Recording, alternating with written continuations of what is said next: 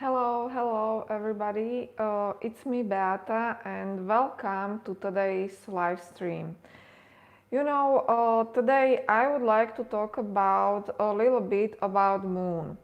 Moon as a planet, or moon in Synastry houses overlay, or moon in aspects, or really what is the role of the moon in relationship astrology. I have to tell you that moon was very much requested past, I believe, 2 years on my channel. That's why I have decided that we should, or I should definitely pay attention more to the moon, and that's why in this live stream I would like to give you sort of introduction to what moon really means in Synastry, what moon really represents in Synastry. But I also would like to talk a little bit about what moon represents in a birth chart. Okay, so I will check out the chat and I will type something in and then I will come back to you. Okay. So, but again, if you have any questions when it comes to moon, or we should say, or we might say some general questions about synastry or relationship astrology, feel free to ask me now, because that is the reason why I am live. And hopefully this one will be successful, because my life was somehow interrupted like 1 minute ago. Sorry for this noise.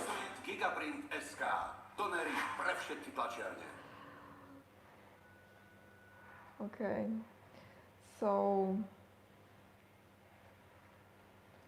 yes, I will type something and we can start.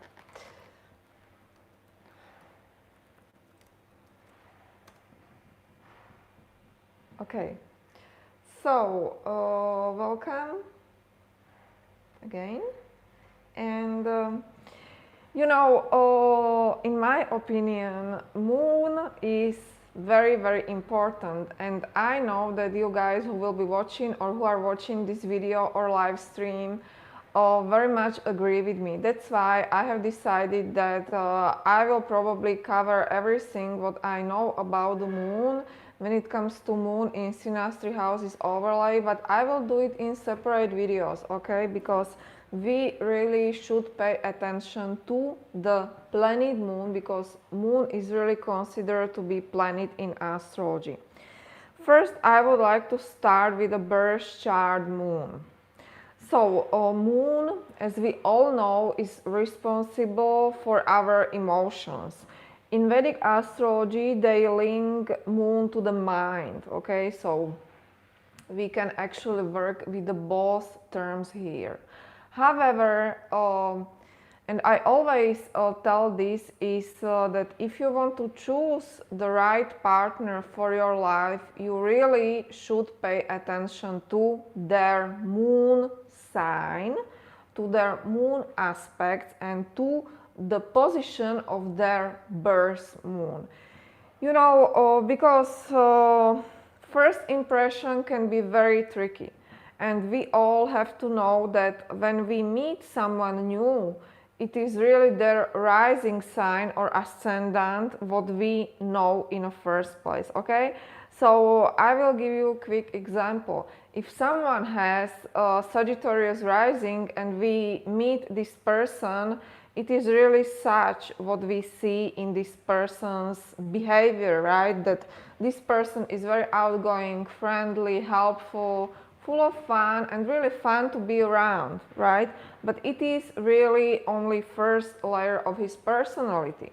When we know this person a little bit better, and when we eventually become their friend, it is really their sun sign which takes over. So for instance, this person can be Sag rising, but he or she will be like Cancer sun.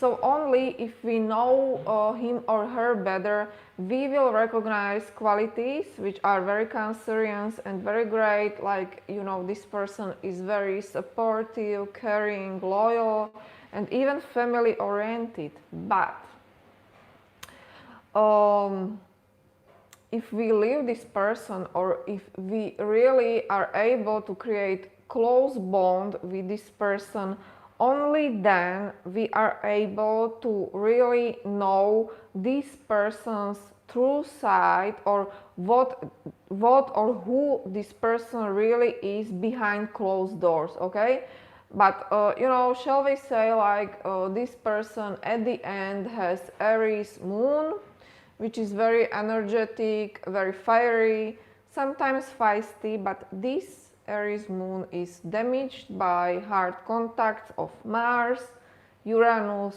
Saturn, you name it. Okay, so and this is very different from their first impression, which was very friendly, but at the end of the day, we will really recognize this person to be even bully. And this is really scenario I would talk on and on. This is how we people get fooled, or we get trapped into bad relationships or situations.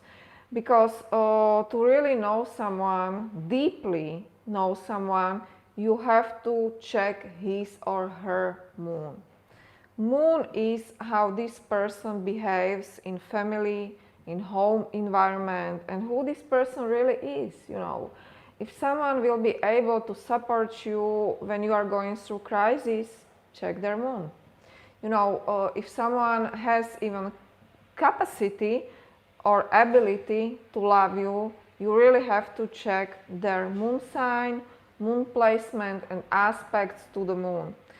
A moon in birth chart represents our really instinctual, habitual responses. When people are talking about in personal development, like we are going on autopilot, it is really moon sign, aspects to the moon, and moon placements what they are talking about. Okay, when we make that linkage to astrology. So moon is very unconscious. All your patterns are found there. And to be able to really name those patterns, you should pay attention to the aspects of the moon, and of course to the moon sign, but it is really aspects that play the story. Okay, sometimes we can be Cancer moon, which is very devoting and family oriented and very protective sign, but if your moon in Cancer in your birth chart is damaged in some way, it will be a problem in a relationship. Okay, now moon in a birth chart represents definitely our emotions, our security, and really our heart's cravings. So really, what do you really want, or what makes you craving or comfortable in your own life, and eventually what do you look for in the other person? This is what moon is all about. Now moon plays let's say a little bit different role in a male's chart or in a female's chart. Okay, so when it comes to male, here are, in my opinion, two separate things which are important to the male's moon. First of all, of course, it is his emotional life, right? Because even men can love very deeply and are full of emotions, but sometimes they just have more difficult time to really dig deeper into themselves, and that's why what sometimes happens is that they are projecting this moon to their female partner, okay, which is all right. So that's why we often say that a moon in a male's chart represents his ideal woman. Okay, so that's why if you are a woman and you are interested in a specific man, check his moon sign, moon aspects, and placement if you know in his own birth chart. It will tell you a lot about his not only ideal partner, because in my opinion, Venus is a representation of ideal woman, but Moon in male's chart is the woman he will marry or he will really end up being, because it is someone who really is very familiar, right? As Moon is all about familiarity, that's why we really should pay attention to the Moon. So someone who has, I don't know, Moon in Virgo as a male, and I don't want to go into aspects here, but in this example, if someone has Moon in Virgo, is very much drawn to the woman who has these Virgo traits herself. And you know, we really have to see like a complex here. So this man will be very much drawn to the woman who is like Virgo rising, you know. Rising is enough because it is really first layer of our personality. So this is really how attraction happens, okay? So if you really want to know if you will be attracted or if you are attracted or attractive to the male, check his moon sign, moon aspects, because aspects are way more important. If you can imagine, I believe that aspects to the moon sign are even more stronger than moon sign itself. And you know, it is because like, I don't know, if you have in moon Pisces, you should be very naturally, you know, very sensitive and very even withdraw in a sense, but very sensitive to undercurrents and, you know, full of that Piscean dreamy energy. But if your moon will be damaged by planet Mars, you will also be angry, right? And you will be more angry than spiritual, shall we say. So that's why it is really our job to somehow work through those squares and oppositions of our moon, and only then we will be able to feel moon sign in its core. But again, if you really want to have a happy and a successful relationship with opposite sex, check his or her moon sign, moon aspects and placement of the moon, okay? And you can very much forget the rest of the birth chart, because this is what you will live. That's why moon is considered to be the most important when it comes to family, our shelter, our security, our comfort. You know, moon is really that the most vulnerable part of us. So it is indeed our responsibility, if we can somehow influence that, to really choose a partner with whom our moon is, you know, you don't have to have like your like real aspect between your moons, but you really should have your moons sort of compatible in a sense, like compatible in elements. Like if you have moon in Libra, you may find someone who has moon in Aquarius and you will be a great match. Don't forget that sometimes your aspect between your and their moon will not be visible in Synastry grid because of your orb, because it is too wide, but it's okay because it still matters. But I definitely encourage you to check the position of the moon. It is so important, and that's why I will probably cover the rest of this year moon in any variation, not only Synastry houses overlay, but also aspects to the moon. And you know, I will exhaust everybody, but I will explain everything what I know about the moon, even when it comes to examples, because what I have noticed that that sometimes we fail in complexity of astrology, because you really have to be able to make synthesis of everything you see in your own birth chart, your partner's birth chart, synastry and composite. Now I will take a couple of questions in a minute, but last thing I wanted to tell you is that no matter how great is your moon in Synastry, or no matter if their moon falls into your fourth house, which is really one of the best placements for the moon to be in. But if their moon is damaged in their own birth chart, you will still have a problem. That's why I still have to make that strong emphasis to go back to the birth chart. And I know it's annoying, you know, it may be even boring for some of you, but you really have to go back to birth chart. Because simply, if someone is not able to love you fully, or even to have capacity to love you fully, because this person has his own difficult issues, like moon in the 8th house, or moon in difficult aspect to Pluto or Uranus, then we have a problem, okay?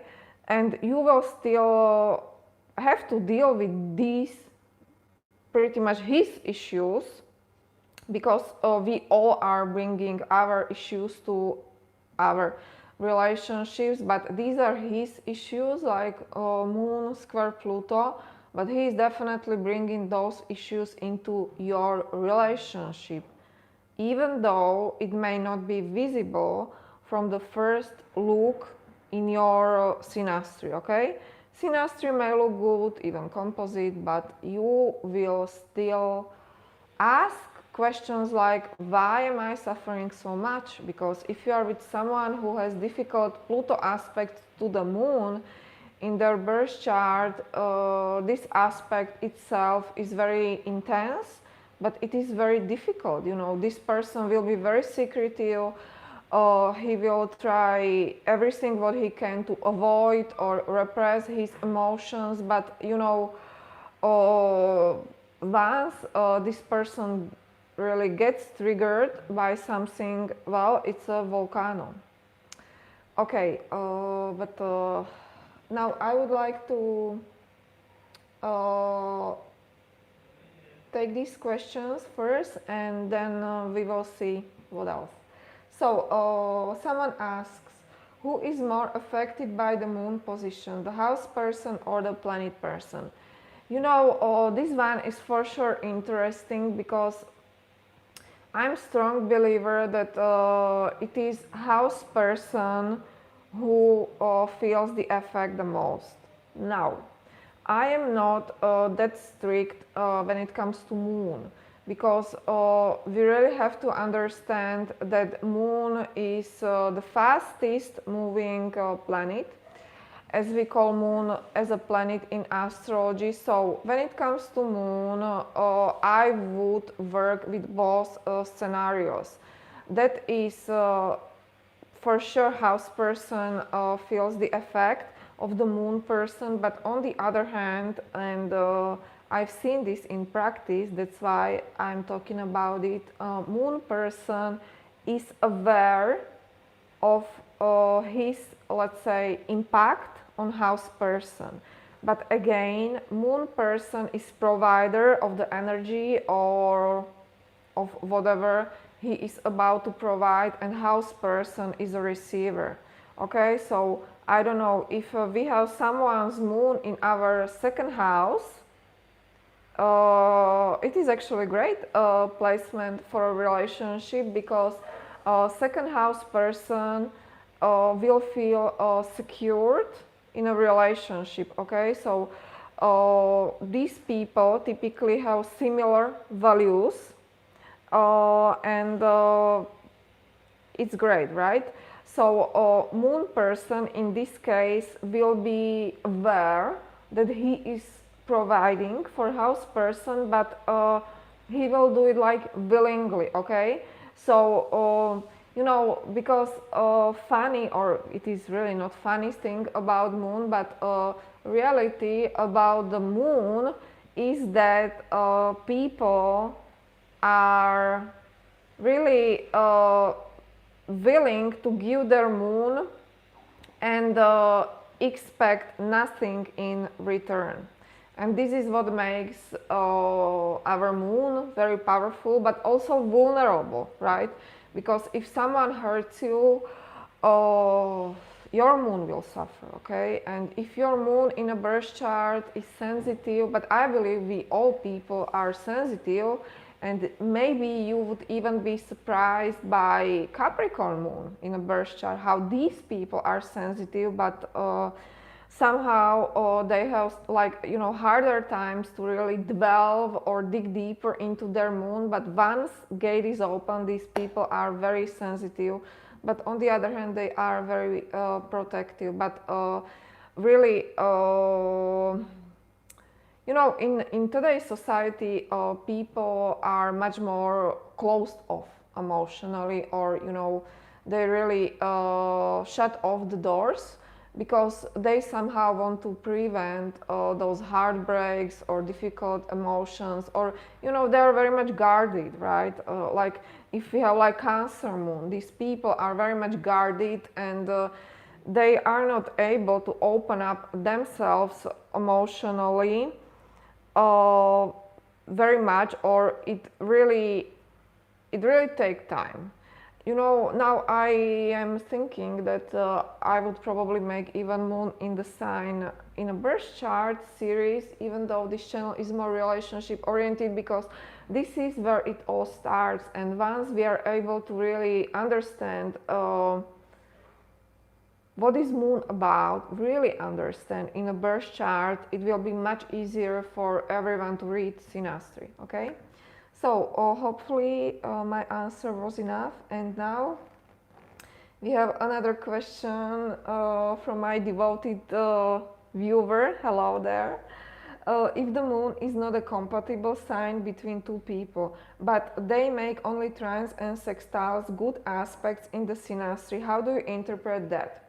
Now, I would definitely need more info about what does it mean for you not being compatible. Like, what's first person's moon sign, what's the second person's moon sign, and also positions of their moon in their individual birth chart, and also aspects to their birth moon. And only then I would be really able to answer if these moons are compatible or no. Because, you know, opposition actually can work very well, okay? So really, we really have to consider everything. And I have to tell you that I would definitely have to see birth charts and then Synastry to really tell you that these moons are not compatible, because sometimes even moons that really seem to be incompatible, we actually find some similarities there. And you can definitely learn this by practice, right? The more charts, birth charts, you will see or recognize and Synastry and patterns there, you will be really able to quickly find and identify those patterns. That's why, you know, I'm very hesitant when I have to tell you something like this is for sure, because I still feel like I don't have enough info.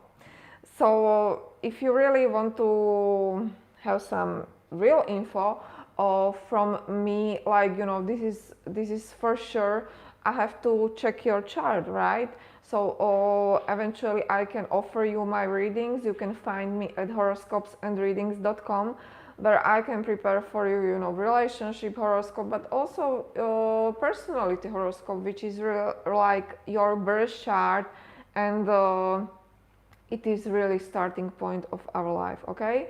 At the end, I would like to briefly mention that if you want to learn astrology, I can teach you, because I have prepared for you my advanced Synastry and composite chart course. And this course is really not for beginners, but if you are interested, you can definitely learn astrology with me. We will go through Synastry aspects. I will explain you why some Synastry charts work and why some not, even they look very appealing from the first look I will cover composite houses, because these houses are read very differently, and I will definitely add a description of my course into the comment section below, because you know astrology is very fascinating science, but you know my concerns always go to these let's say very easy ways or very fast ways how to learn something, because this is actually like age when we are living. But I don't like to come to any, you know, shortcuts or very, you know, easy and fast conclusions. And you know, this is really my strategy, and it paid me off, because sometimes when things appear to be for sure so bad, it may turn out to be very opposite, or you know, very different for you. So that's why, you know, sometimes we think that our charts are not compatible, or you know, we cannot be together based on what we see on the paper, but reality is different. And that's why I'm here to help you with these nuances or the complexity of this whole relationship astrology, and you know, really not to rely only on the cookbooks, right? Because what is the best or the worst on astrology is that it is so complex tool, and you know, each birth chart or each synastry is different, right? So that's why we really have to be in that constant learning mode. Okay guys, yes, that's an inspiring answer, thank you. You're very welcome. Okay guys, so I'm about to sign off for today, but this was pretty much my announcement of the moon, and I'm gonna be talking about the moon, I believe, whole year 2019, and I believe I will still continue 2020, because moon is really important, and it is really time to go deeper, because with moon we will go deeper. Okay, so I wish you a very nice day, and bye bye.